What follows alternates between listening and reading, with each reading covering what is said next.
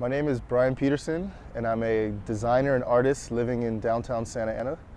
And I'm the founder of a project called Faces of Santa Ana. And Faces of Santa Ana is a project where I go out and spend time with my local homeless community, get to meet them, become their friends, and then essentially end up painting their portraits. And I take those portraits and sell them and use the money to help them and for their charity. Faces of Santa Ana started with me reading a book. The idea behind the book was just showing love to everybody, showing love to your neighbors. And it was around that time, I think I was halfway through the book. It was just, it was on my heart to go talk to one of my homeless neighbors that I saw at the base of my building every day on my way home. And in the midst of our conversation, looking at his face, like there was just this overwhelming feeling in my heart to ask him if I can paint a portrait of him. And so he said yes, and that was the start of the project.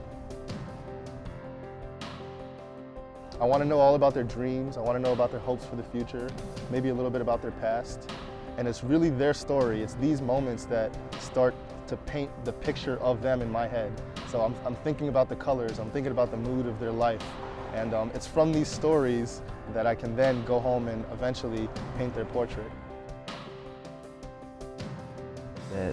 There was mass talk about this artist who was taking people, he would take your picture and he would paint you in essence, but not just anybody. He was taking people who were homeless and he was painting their picture, and the proceeds were beneficial to help people like me and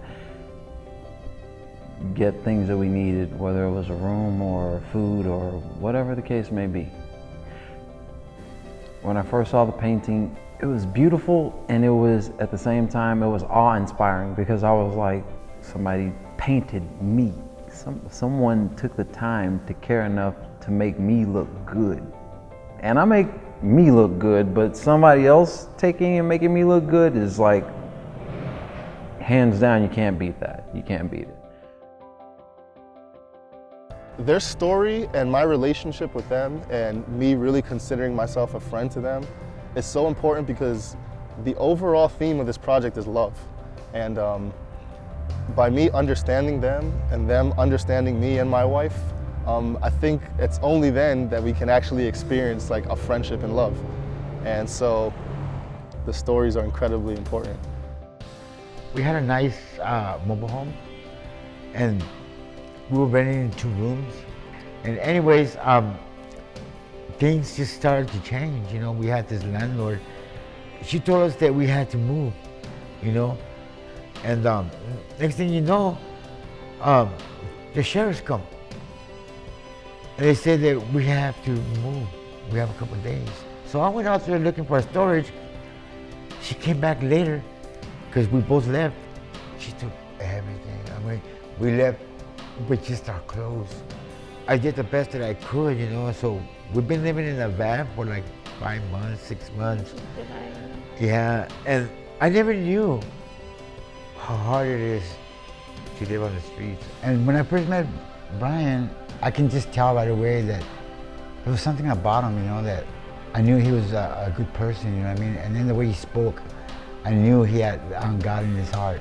And that's why I accepted this interview with him. And he says my new family, so that's like so beautiful right there. I'm so thankful that he's come to my life.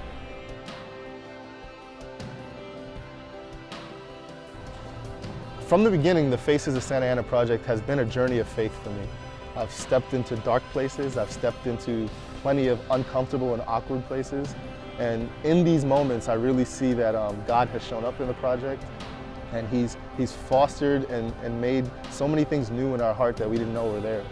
I don't know where Faces of Santa Ana necessarily is going. I'm not sure what the end goal of it is, but I just walk every day in faith that God will lead us in the right direction and put the right people in front of us and the right people in place to do His will in our lives and to do His will in the project. You know, I don't know, it's right now I'm lost for words and stuff like that because I can't even believe that this is so real right here and that here, you know.